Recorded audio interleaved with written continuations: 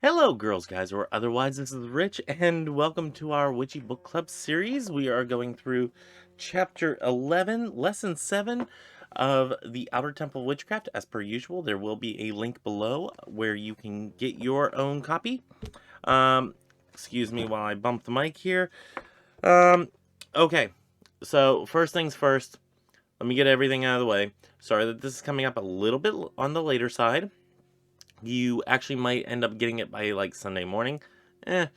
Um, yeah, yesterday was my boyfriend's birthday, so if you have not said happy birthday to him already, uh, go ahead and leave a comment and all that in the nether regions. Much appreciated. I did pass on the birthday wishes from those comments from before. So, yeah, I didn't tell him until yesterday. I said, yeah, I kind of told people to say happy birthday to you. So, anyway, he did appreciate that. But we went out and we we basically went out shopping. He is a sneakerhead of sorts. He likes Vans and Chucks and Pumas and stuff like that. And he really wanted to go out and, you know, go shopping at some of the outlets in Lancaster area.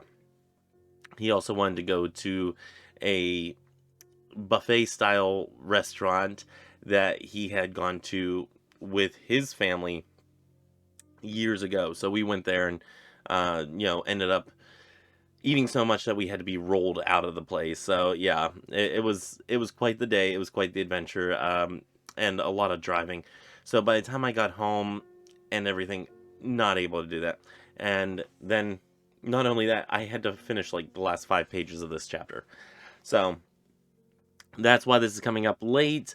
I do have, and I'm reorganizing things on my desk. Ignore that.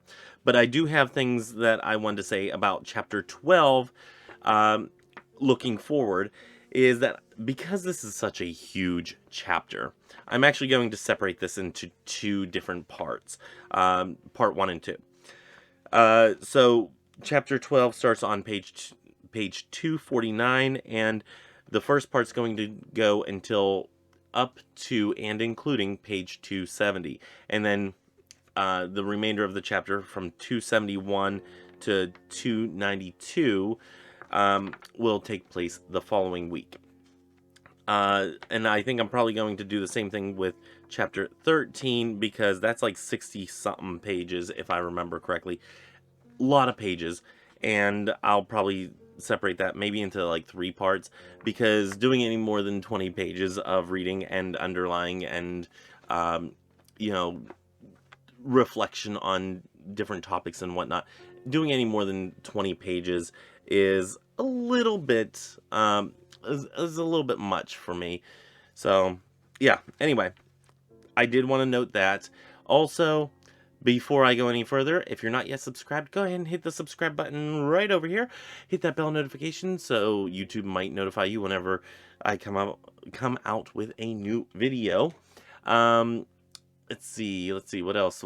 Leave a thumbs up if you like these videos. Leave a thumbs down if you dislike these videos. If you dislike these videos, or if you have anything to add, subtract, take away, whatever, to contribute to this conversation, do leave that in the comment section below. Especially if you dislike these videos, let me know why. Anyway, let's go into chapter 11. Chapter 11, verse what? Chapter 11, lesson 7, the witch's circle. I do have a lot of things to talk about in this, so this might be a full hour video, like I try not to do. I want to start keeping the videos a little bit on the shorter side, but hey, we got things to discuss. So one thing I did want to say about this chapter is, for Witchy Wednesdays going forward, I do want to break some of this chapter down into Witchy Wednesday parts. So I might skip over a couple parts here and there, but I do want to come back to them and discuss them a little bit more in greater detail for a Witchy Wednesday video. And we are joined by Karen, who is right here, and Jelly, who is back here. Karen stole Jelly's little what you call it, her kitty condo, and Karen doesn't know how to share, and Jelly, this is her spot. But yeah, anyway, let's get on. And Karen is kind of attacking her papa, and as I'm affectionately known around this home as, and I don't know why she's attacking me, but she seems to think that I need to be kneaded on and eaten, apparently. So, that's a thing.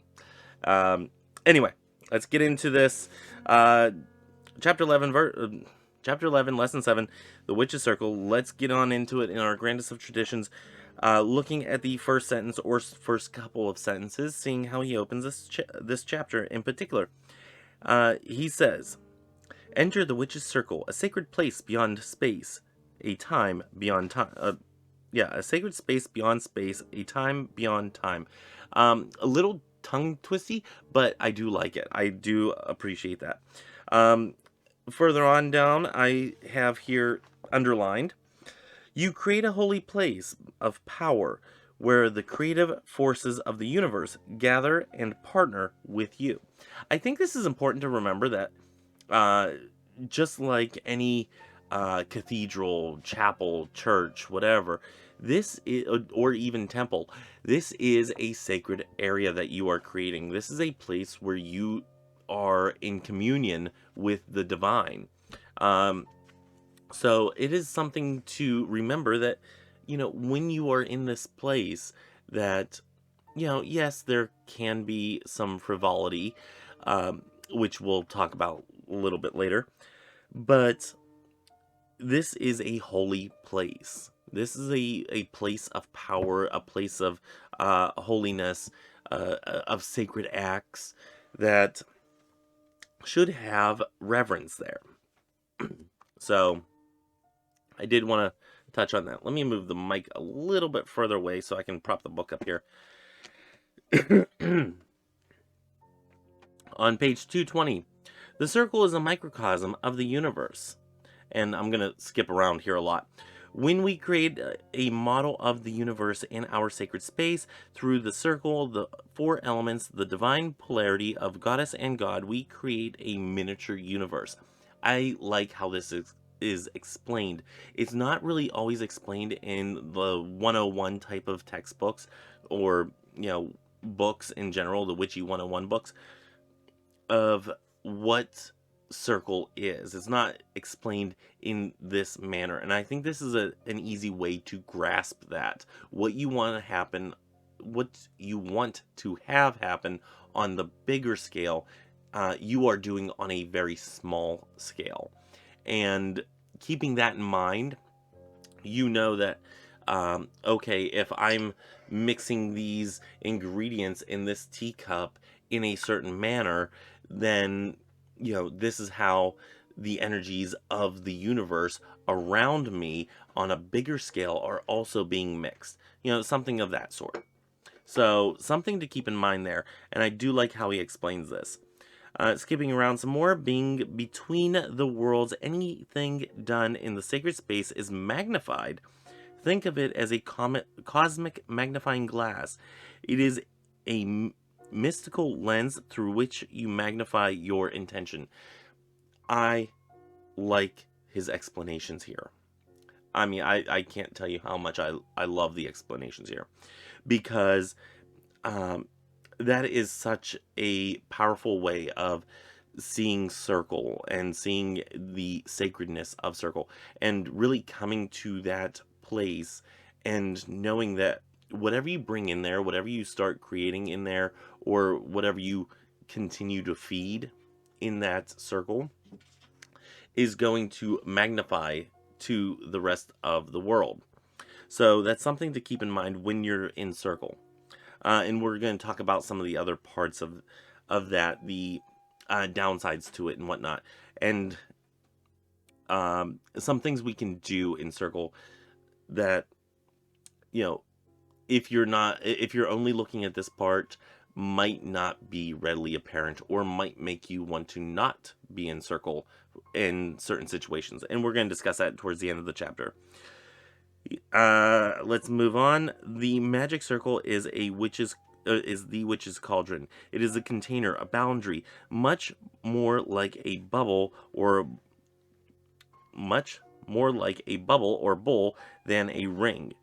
We invent the powers of the universe into the cauldron. We invite our co-chefs to add their special ingredients to the stew. The power of earth, air, fire, water, goddess, god, great spirit, and all our guides are added to the mix. We invite them to add their special magic for the highest good. Together we create a unique stew between the worlds. The cauldron is like the womb of life, like our egg of creation. Whatever we create with this magical stew, we create in the world. And I have a Karen that is fighting me as I'm trying to pet her. Just let me love you. Anyway, I like the explanation here. It's very nicely put. It is a place where if you are in circle with multiple individuals in a coven type setting or whatnot, okay, you need to go. Yeah, I just plopped her off of the kitty condo because she is attacking me. But I like how he explains this, that having multiple people in this setting is incorporating all these different ideas, all these different parts of an ingredient or of a of spell work. To one person boosts it a little bit more than another, and then the other one boosts it more. You both need to calm down. And Jelly, that's high enough. You behave. What you all cannot see is there are boxes galore over here, because I cleaned out a section of the house and there's just boxes galore, and this is between this and part of the yard, depending on the weather. This is my project for this weekend. So anyway, yeah, I gotta get this area together. Because then I get my new desk. Yay! Moving on to page 221. Under self-purification, it is up to you to have good judgment to make sure it harms none, including yourself.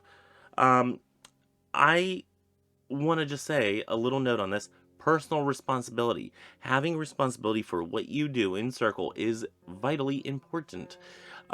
Knowing that what you put out is your responsibility to make sure that you have figured out where all the ripples will go. It's not always possible to know who's going to be affected by one of your decisions, but it is your responsibility to try to see all the possible ramifications for your actions. There are certain reasons why we don't do certain things within society, like stealing or, murder or whatnot. There's certain reasons why we do not do this. It is because it is socially accepted that these are horrible things, horrible acts. And whenever you are practicing witchcraft, there has to be a set standard of morals for yourself, and you are the only one that can decide this. So, having a personal judgment and making sure that your personal actions are squared with the ramifications of what come from this is vitally important to me. To me, as a practitioner, as an individual, it is important that, if you are going to cast, you cast deliberately, knowing what could come of it and knowing the possible ramifications of it. So that to me is very important. Moving on, under ritual bathing, water is very cleansing. Water is a very cleansing, purifying power. Yes, absolutely. I think that ritual baths are a great thing to do if you can do them. If you have access to a bathtub, most people take showers, I think, nowadays.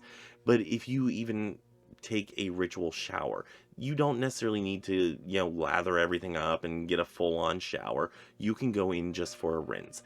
Now, on that same wavelength, if you don't feel like you need to get a shower to be ritually cleansed, you can wash your hands in a ritual manner. You can anoint yourself in a ritual manner. A little bit of holy water, does the trick. Little dabble do ya. Um, excuse me.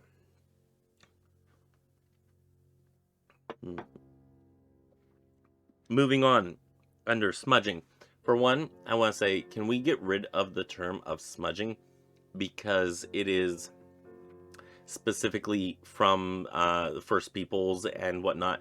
It is a certain act that they do, and even though I know I've used it so many times in the past, yeah, can we kind of get rid of that term for other practitioners or other traditions and whatnot, instead of culturally appropriating a term like that, especially if we are not versed on the meaning of smudging and what it means to somebody of that First Peoples nations. So I just want to put that out there. But he states here, sage, frankincense, myrrh, cedar, juniper, lavender, copal, and cinnamon are all powerful cleansing smokes. I do want to say that if you are out buying white sage in bulk and, using it up all the time, just know that there are certain tribes of First Peoples that do not have access to white sage for their rituals, because they sell all that they grow, to the New Age community. And I think that's important to note that, tribes that have been using these for who knows how long, don't have access to the things that they need for those rituals, but everybody else does it as kind of a side thought, for purification. Also, I do want to point out that frankincense is getting more and more endangered, and if you have the capability of going to something else, I do encourage that, or finding an ethically sourced frankincense outlet or something of that nature. I do encourage that. Part of it's because the church has used it for 2,000 years, or close to. And yeah, it's starting to get endangered because the way to harvest it is actually damaging the tree to the point where it doesn't heal itself.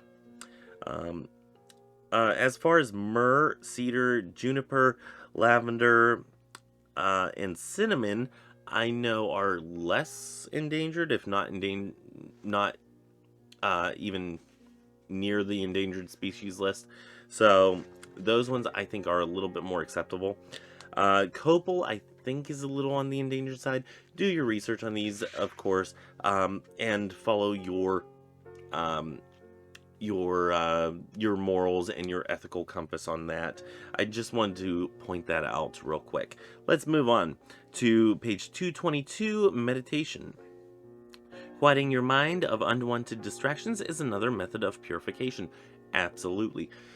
Sitting there and just clearing your mind of anything that you are carrying with you throughout the day.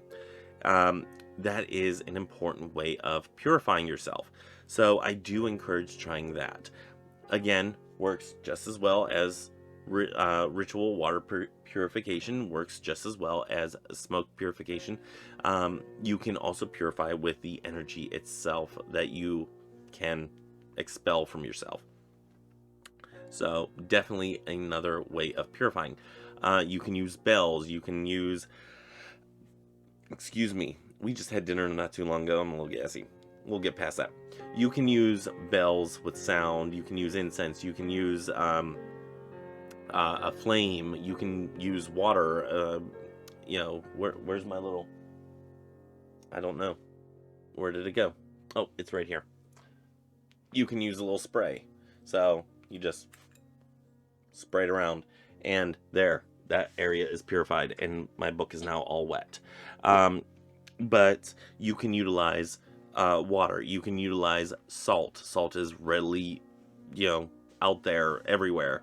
So you can use salt very easily. Have a vacuum cleaner if you're in the house. Just take a little salt, sprinkle it around, vacuum it up afterwards, you're fine.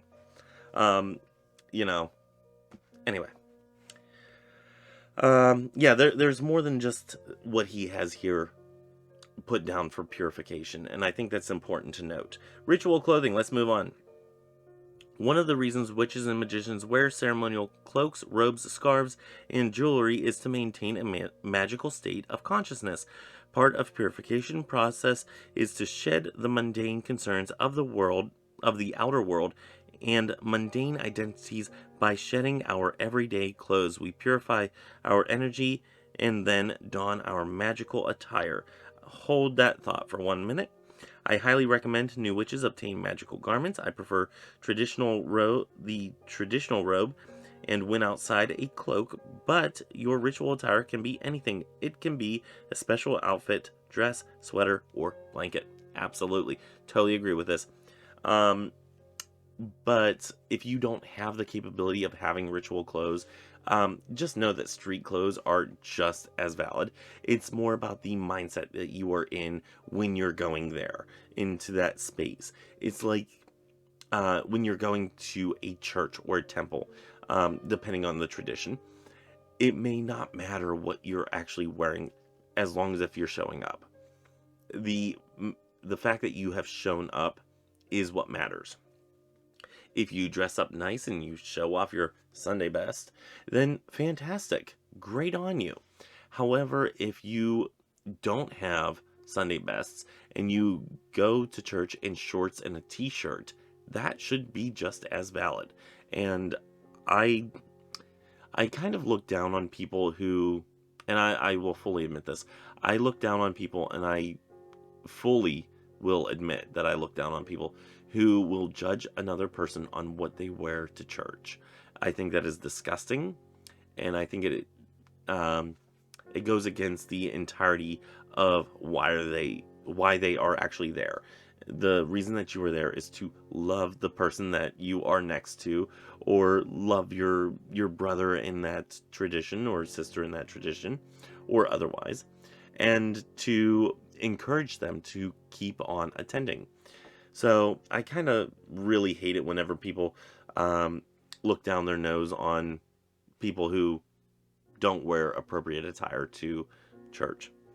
So, with that being said, I do usually wear a button-down shirt, jeans, slacks, something like that, and okay shoes. Yeah. I used to go in a tie and everything, and I used to coordinate my tie that it was something different or fun or something like that. I used to wear a three-piece suit at times to go to church, but anymore it's more about the comfort than it is about the showing off of clothing. So something to note on that. Moving on to 223. Once you have obtained your ritual garb, you can bless it on or off.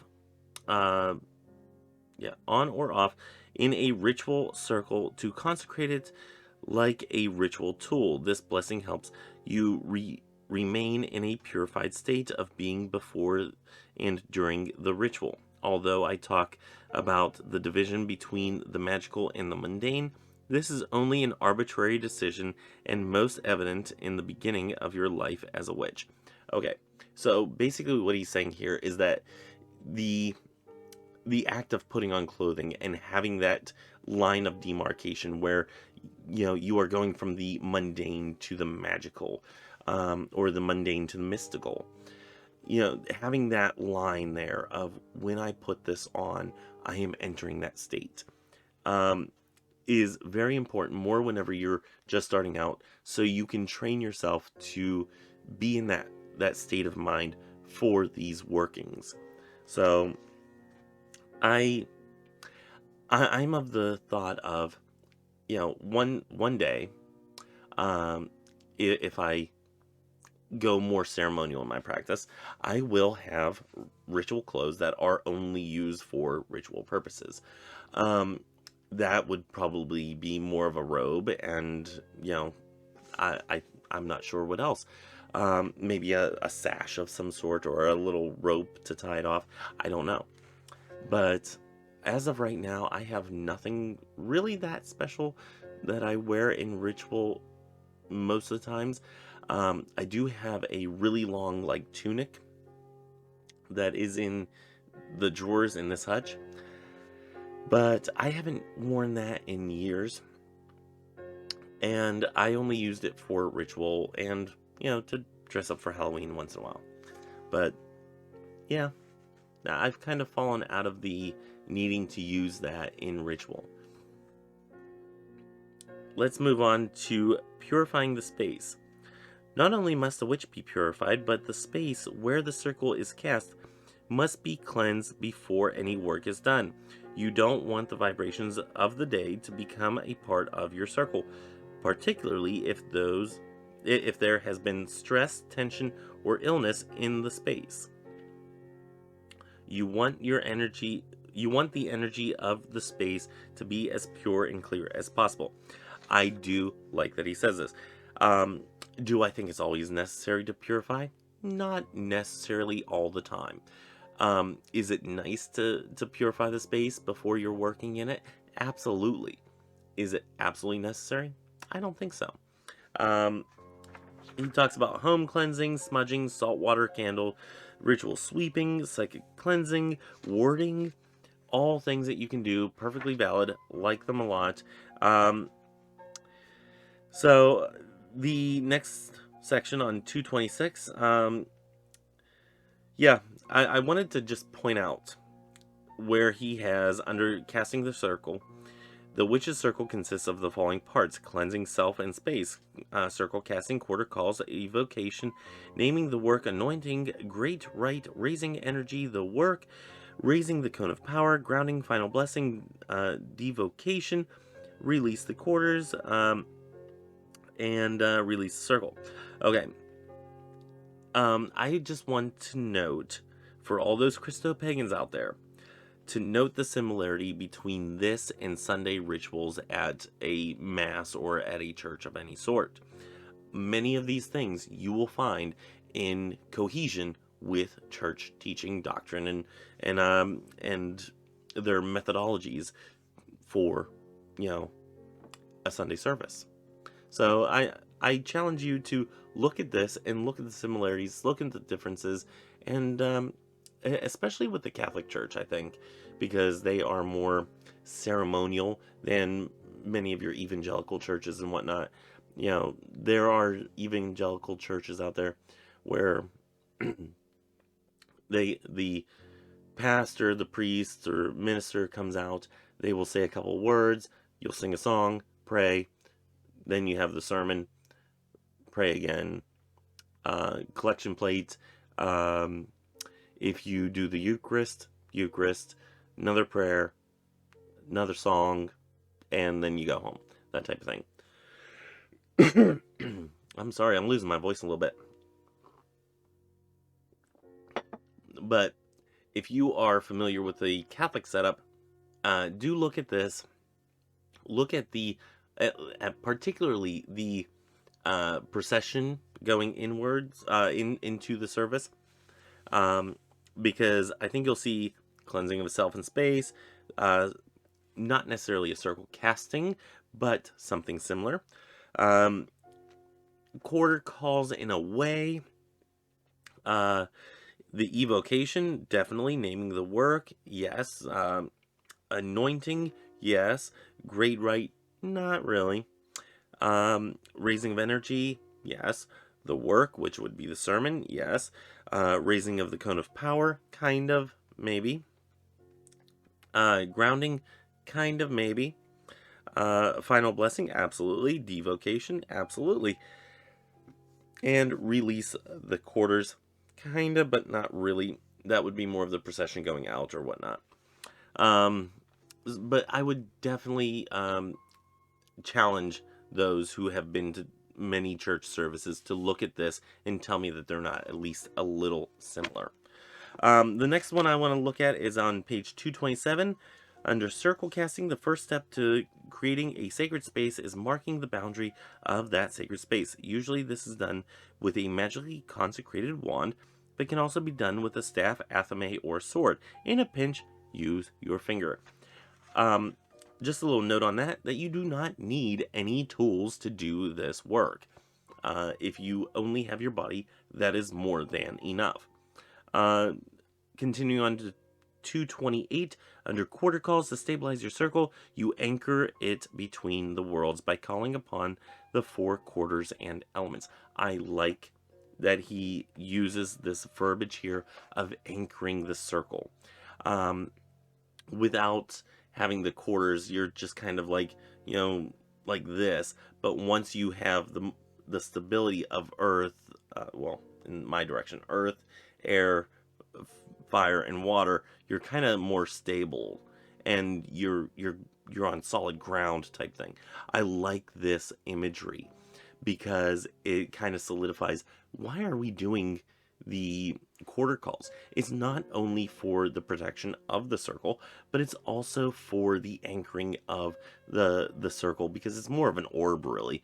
But it's more of the anchoring of the circle to kind of keep it stable and to act as a siphon, so you only get so much of one energy or another, and it adds in as needed.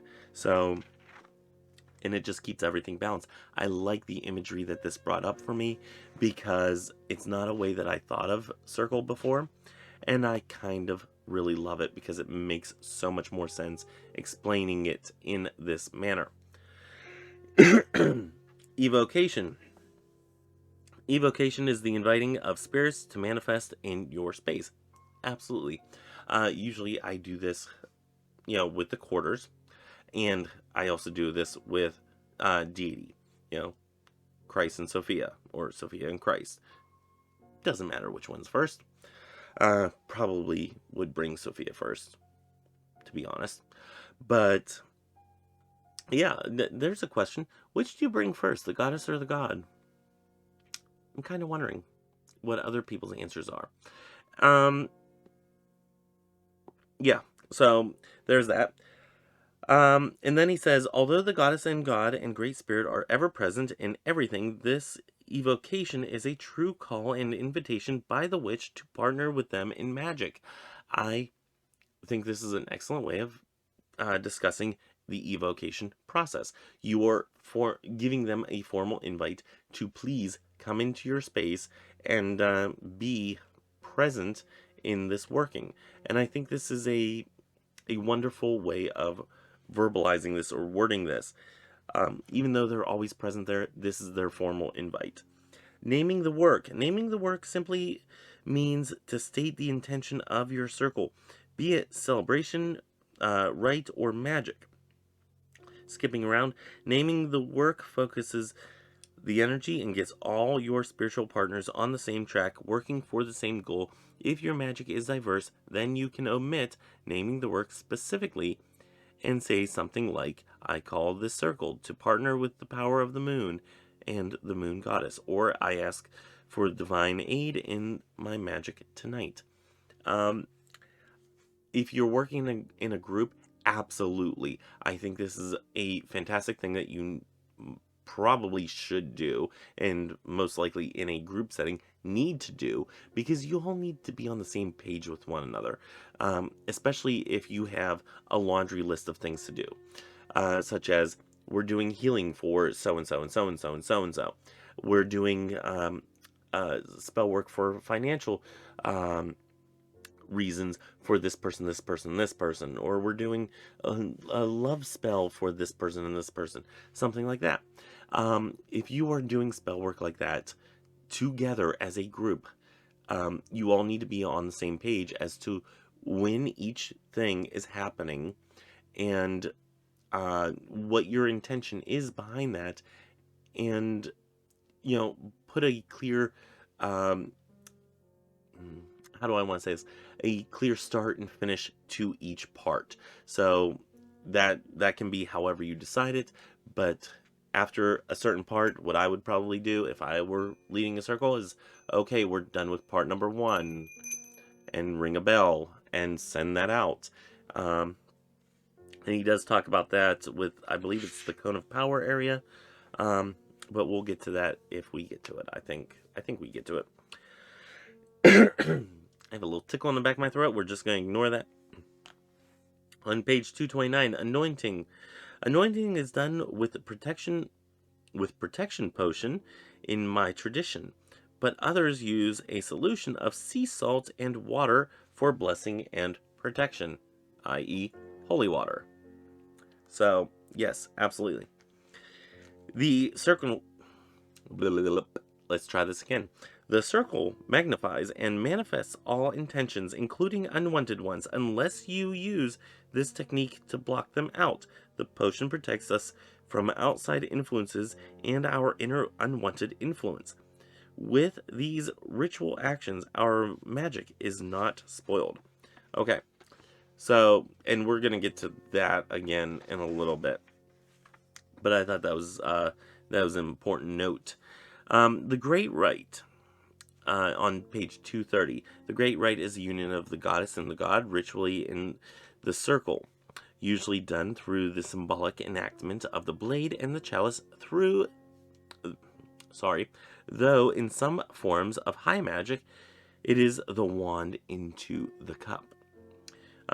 Skipping around before we discuss, the union of goddess and god is reenacted to manifest the energies of creation of spiritual fertility in the sacred circle. I have a note here, because this hasn't really been a part of my spiritual practice. This is more focused on the sexual union, but mine is more focused on the spiritual union. Whether Christ and Sophia are intimate partners in a sexual manner, or Mary Magdalene and Christ, sexual partners in a romantic manner, in a sexual manner, does not matter to me. What matters to me is the spiritual connection, the spiritual intimacy that they have with one another. That is more part of my practice than the Great Rite, because the Great Rite focuses more on sexual than spiritual, and they both can exist at the same time. Sexual and spiritual do exist at the same time in the same area, and or definitely can exist in the same time, same area, but in my practice, not as important. So yeah, that's just a note that I had for the Great Rite, because it's never there went a jelly, and it's never been a big part of my practice. So I wanted to touch on that real quick. Let's go to page 231. Under raising energy, our circle is the container, but now we need to add our all. Okay. Let's try this again. Our circle is the container, but now we need to add, I think it's supposed to be all our ingredients, and heat things up before we serve our intentions out to the universe. Okay. Got tripped up on the words. I read word by word instead of just full sentences. If you haven't noticed by my reading, I do mess up a lot and whatnot. That's why. That's also the reason that I'm a very slow reader. Unless it's something that's in a very good conversational style where I can just breeze right through it. Anyway, not the time for this discussion. But anyway, moving on. Some visualize strongly when doing spells. Others have a force of will and recite spells dramatically. You can light incense to release energy, chant, sing, dance, drum, read poetry, have sex, or raise the energy quite literally, using energy exercises to call the energy of the earth, sky, and elements. Okay. I have tried probably a good handful of these. Not going to say which ones. Not sex. But, yeah, there's so many ways to raise the energy and to, really get into that manner. I don't really sing, you know, yeah. I'm already losing my voice by talking for about 40 minutes straight, but I don't sing. I'm way too big to dance and my knees hurt way too much. Um, I don't drum because I haven't found a drum that I like, or at least I haven't found a drum that I like that I've ended up keeping. One day I will have a drum. Read poetry. I do like to read poetry. However, I don't usually find one that is appropriate in circle. Having sex, I haven't really done in circle. Probably wouldn't.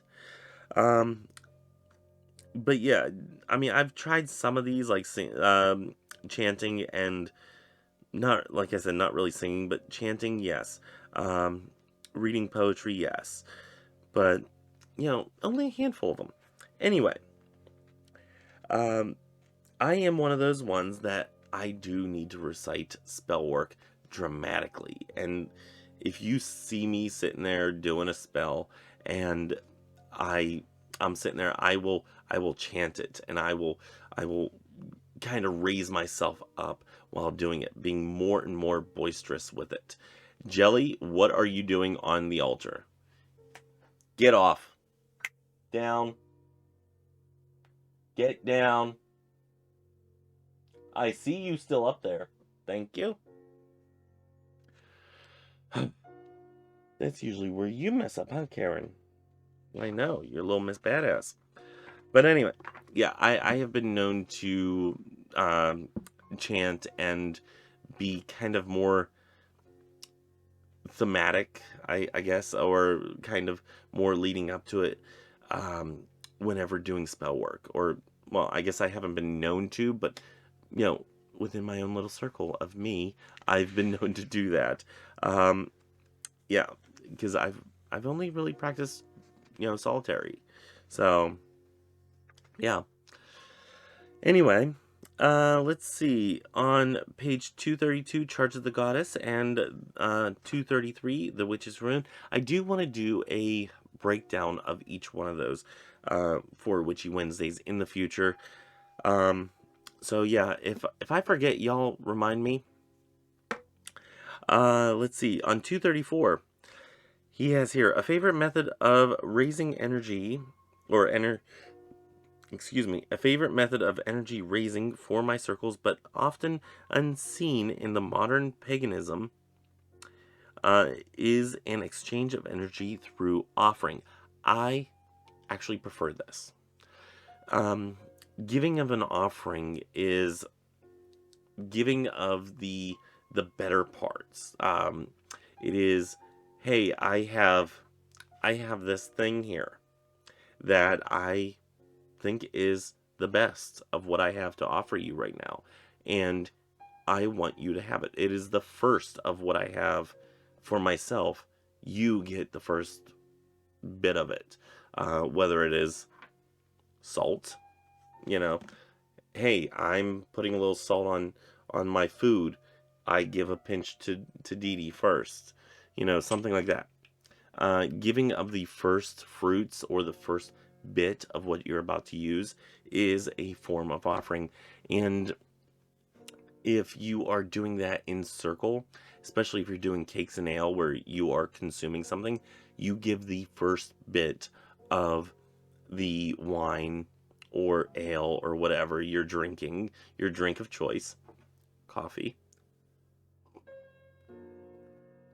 You give the first bit to Dee Dee.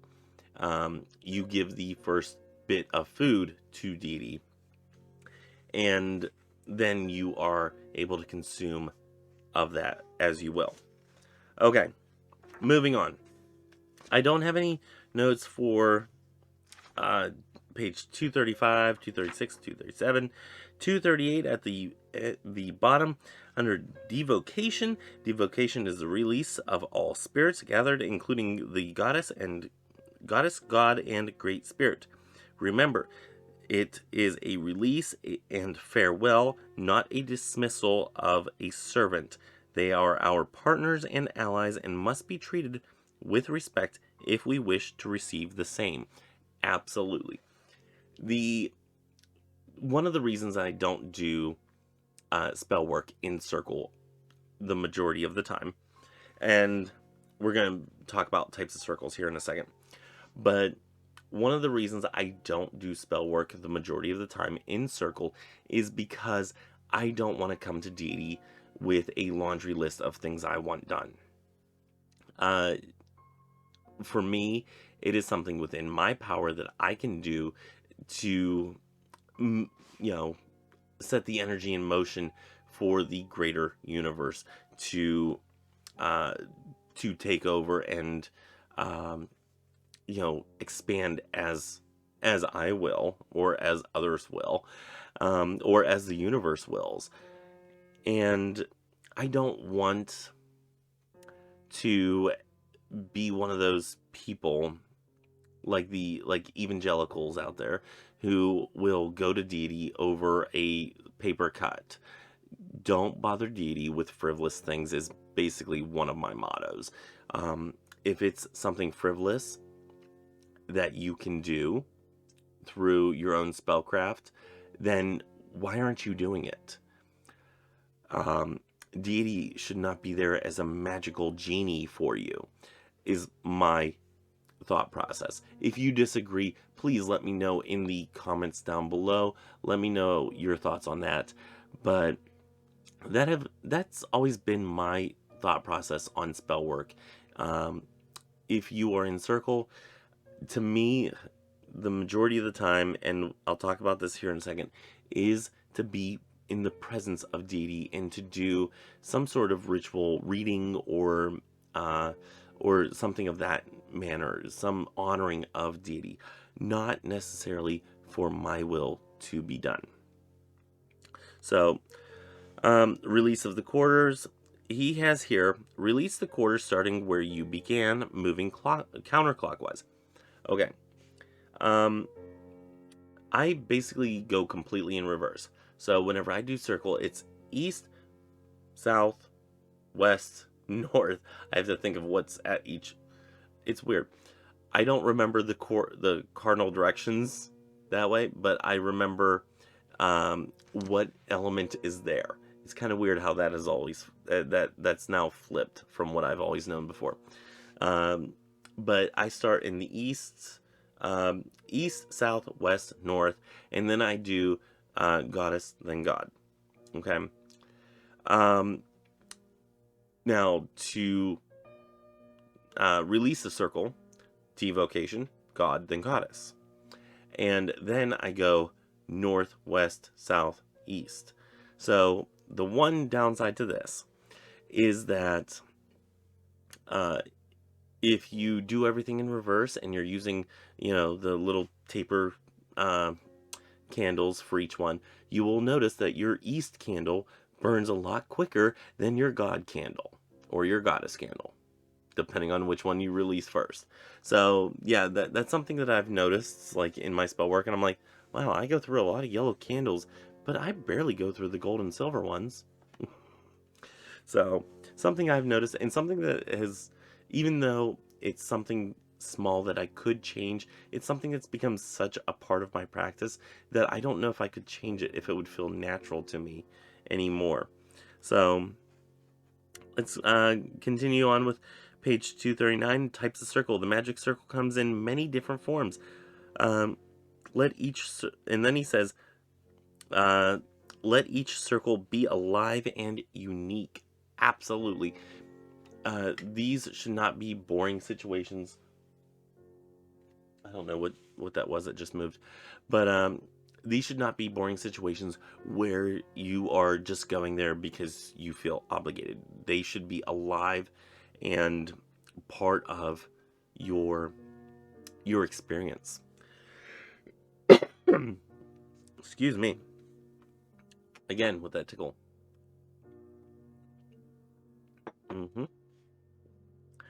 So he goes into the types of circles. Spellcraft, absolutely. Meditation, absolutely. Protection, absolutely. This is the one that I do most often, is worship and celebration. Rituals are created not only to do work, but to celebrate, enjoy, and honor many manifestations of the divine. Most Wiccan rituals resonate with with either the sun or the moon, and the deities and magic of solar and lunar phases.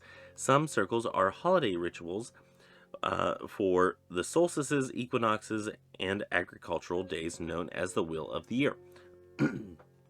I don't necessarily celebrate on those particular days all the time. However, this is more of the reason that I do circle. If I were to do circle, formally as well in a group, this would be more of my flavor. Spirit circles, haven't really done those. Basically, if I want to celebrate with spirits or communicate with spirits or something like that, it's usually, okay, I'm sitting here, come at me. Let's communicate. I don't really partner that much with different spiritual entities, except for ancestral spirits. So yeah, I don't really do spirit circles that often. And I like that he put this one in here. No reason. If you feel called to cast a circle but aren't sure why, there is nothing wrong with creating a sacred space and enjoying it. Absolutely. Go ahead and create a sacred space and just sit there in that sacredness. And, you don't have to call quarters. You don't have to call on deity. You just cast a circle and sit there and enjoy it. Okay, moving on because we are getting pressed on time, is Diesel versus Widdershins. Diesel, or sunwise/clockwise movement, is universal to most witches. Circles are cast diesel, quarters are called diesel. In general, one should always move diesel in the circle to keep the energy flow constant. This may be different for you if you are in the southern hemisphere. Keep that in mind. But yeah, this is how I've always done it, and that's the way that that everything is done in a Masonic lodge. So that's basically how I've always done everything there. Clothing. Make sure that your ritual clothing is comfortable for you and suits your work. Watch out for long sleeves around candle flames. They catch fire easier than you think. Yes, be very careful with, fire, because it's fire, And hi, Jelly. Would you like to come up? Come on, baby. Come on. Okay. Yep. Okay, there we go. Okay, now she's down. I don't know what's going on. Anyway, we're gonna move on. I think she saw Karen up on her thing, and she's like, nah. I like this part that he put in here. On 242, he says, honor your body first and foremost. And I wanted to touch on this a little bit. If you have a physical disability where you can't do one thing or another for whatever reason, there is no need to have to explain. You don't have to explain why you aren't dancing or anything like that. It could be a physical pain that it causes you, and you need to honor that. So if that is something for you that you don't want to do a certain thing, or bless you, baby, you don't want to do one thing or another because of the effects that it has on your body, honor that. And then he goes into things for in circle. Watches. Is it appropriate to wear watches in circle? I would probably take them off personally, just because I wouldn't want the restriction of a watch in circle. However, I don't see a reason why you couldn't. It might affect the watch, as he says in this paragraph.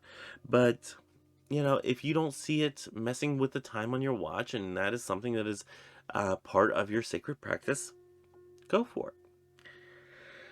Oh, excuse me.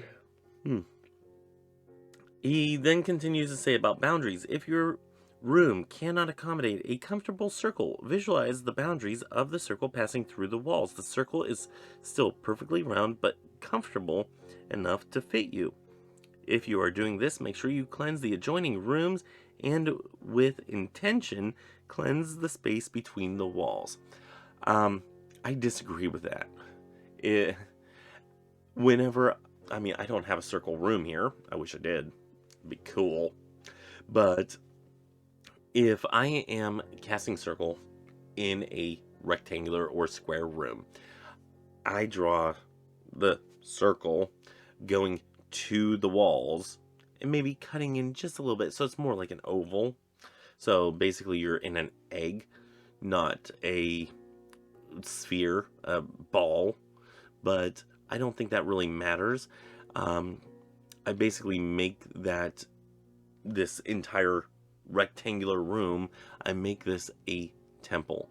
And whether or not it is a circle, perfectly round or not, doesn't really matter as much.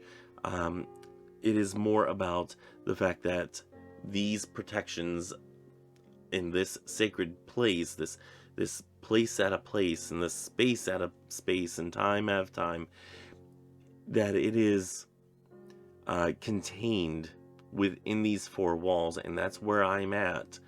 That is what matters to me. And then he talks about electrical wires.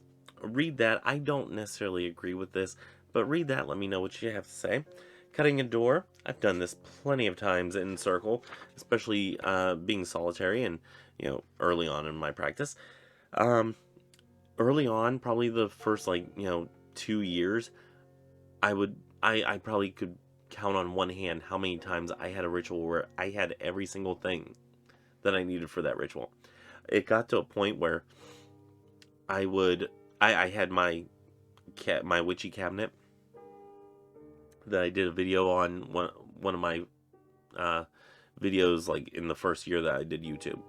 And I had that witchy cabinet, and I would cast circle like including that witchy cabinet because everything I needed was in that cabinet. So I could easily go to that cabinet, continue in circle, and just continue being in that space. But I wouldn't have to leave to go get something. One reason I like having a witchy room, if that's a capability for you. If not, having a trunk that has all of your witchy supplies in it is also good. If you attack me one more time, little girl, I'll tell you what. Yeah, I just swatted her. Because it's not a good thing. Jelly, why don't you come up here, baby? Oh, it's bath time. Sorry. Anyway, animals. I think animals can come in and out of circle.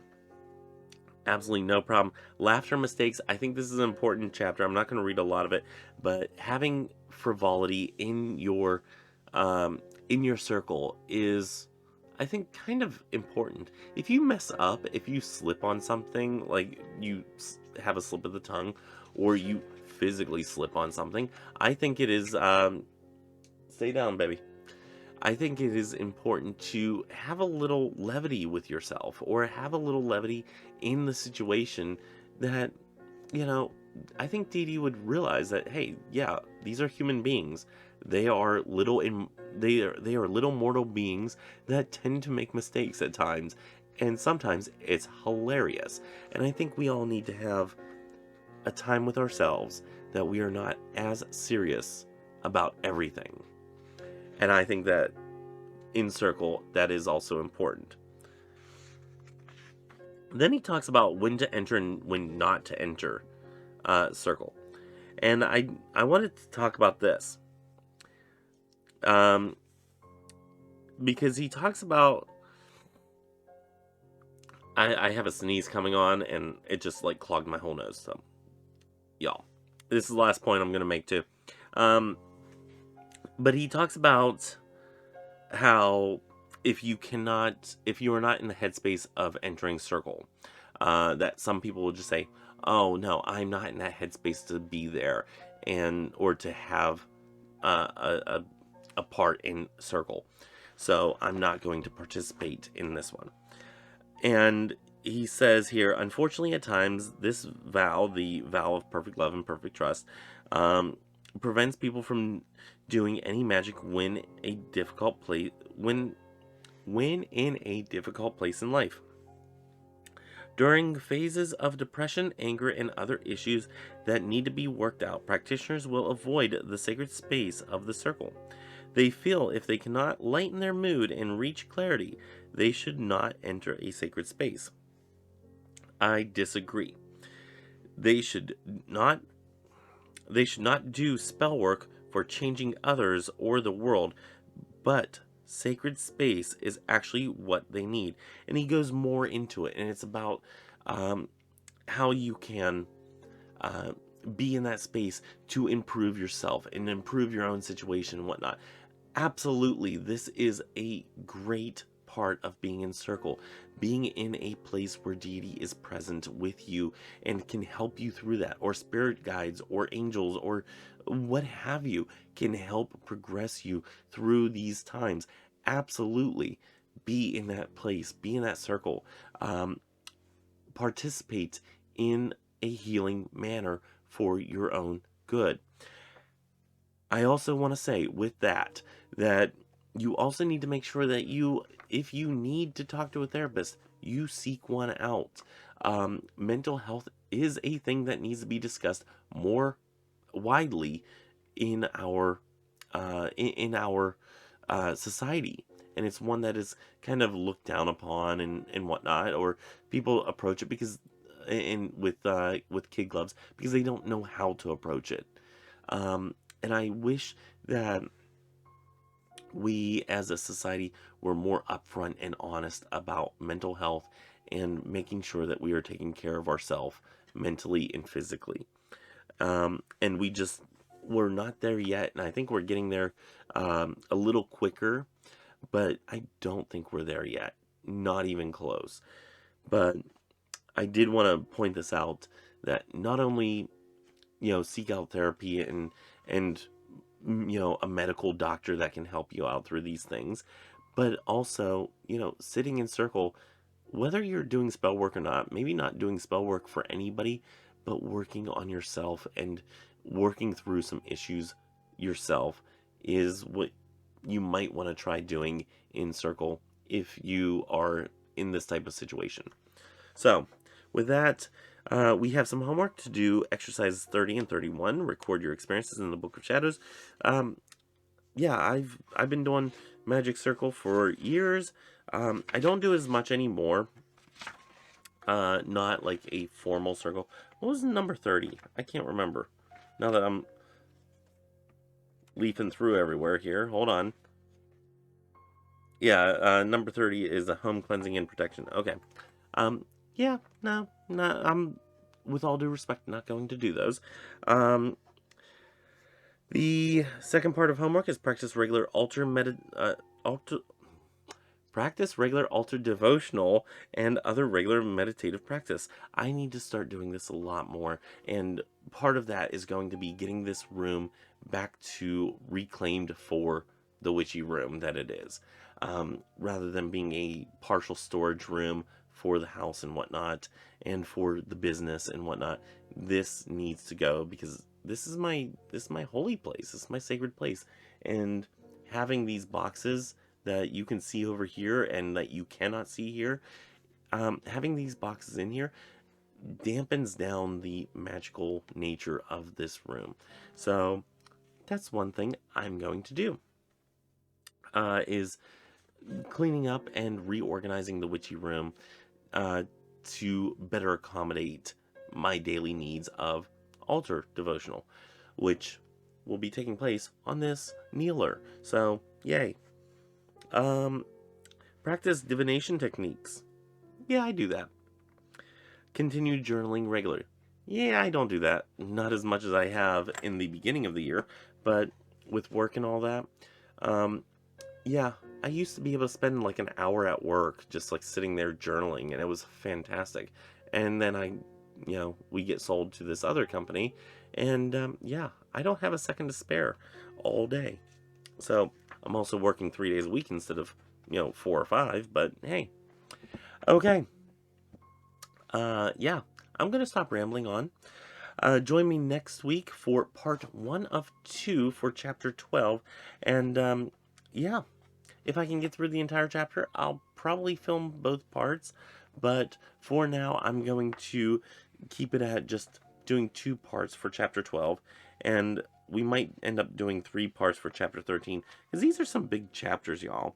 And I ain't all about reading long-ass chapters. So, anyway, as per usual, if you don't have your own copy and you enjoyed this, don't know why you would enjoy me rambling for about an hour, but go ahead and get your copy in the nether regions in the description below. Leave a comment if you agree, disagree, or are indifferent, I guess, to the discussion that we had on circles and whatnot.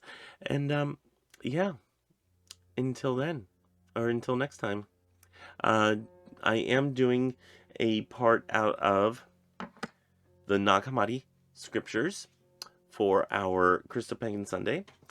So join me for that. It should be interesting. We are going through the secret book of James. And yeah, we're going to try to decipher some of the stuff that's being said in there because some of it's really confusing. And it's going to be fun trying to delve into it. It might come up like midday tomorrow. I'm going to try to do it either tonight or tomorrow morning so it comes up around midday. Just because this is coming up late. And I'm getting a little tired and winded, and my voice is going, if you can't hear it. If you can't hear it going out right now, it is. It's getting weak.